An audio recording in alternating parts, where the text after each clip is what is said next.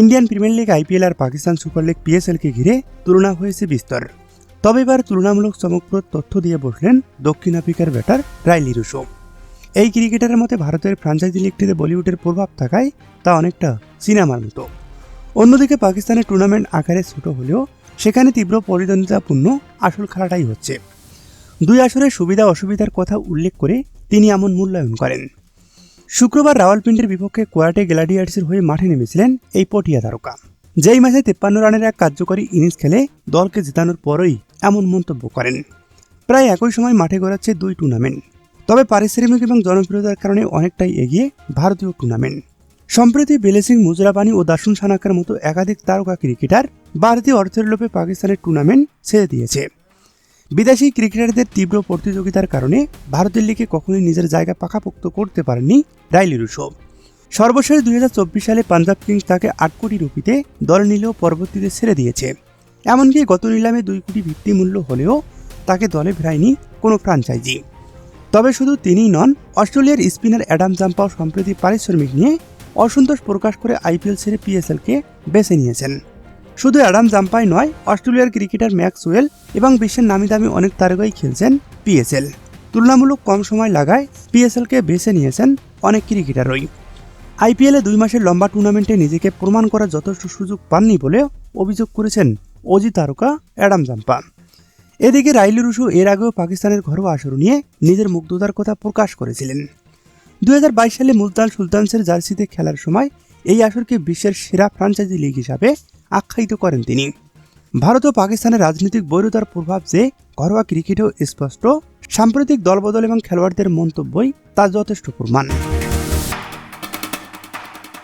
আইপিএলে প্রতিদিন প্রতি মৌসুমে কত না তরুণ ক্রিকেটার সুযোগ পান, নাম করেন, রেকর্ড করেন, আবার কেউ কেউ হারিয়েও যান। হার্দিক পান্ডিয়া, রিঙ্কু সিং, জাসপ্রীত বুমরাদের উত্থান তো আইপিএল থেকেই। সেই তালিকায় এবার নতুন এক সংযোজন বৈভব সূর্যবংশী। সাম্প্রতিক সময় বৈভবের প্রতিভার গুণগান করেননি এমন লোক খুঁজে পাওয়া কঠিন হয়ে যাবে। বয়স তার কেবলমাত্র 15। আইপিএলে এখন পর্যন্ত খেলেছেন 11টি ম্যাচ। তবে ইতিমধ্যেই বৈভব কিন্তু ক্রিকেট বিশ্বে পরিচিত হয়ে উঠেছে।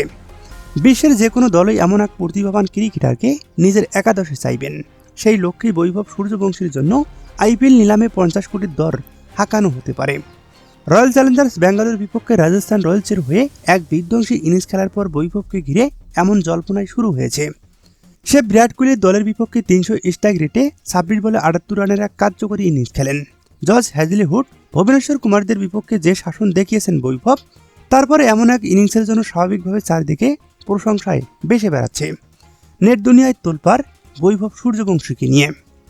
এইসব প্রশংসা আর বাহাবার মাঝে দাবি উঠেছে বৈভবের জন্য 50 কোটি টাকার দর পর্যন্ত উঠতে পারে আসন্ন নিলামে। বৈভব আইপিএলে 11টি ম্যাচ খেলে ইতিমধ্যেই বিশ্বের বাঘা বাঘা বোলারদের বিরুদ্ধে 266 স্ট্রাইক রেটে ব্যাট করেছেন।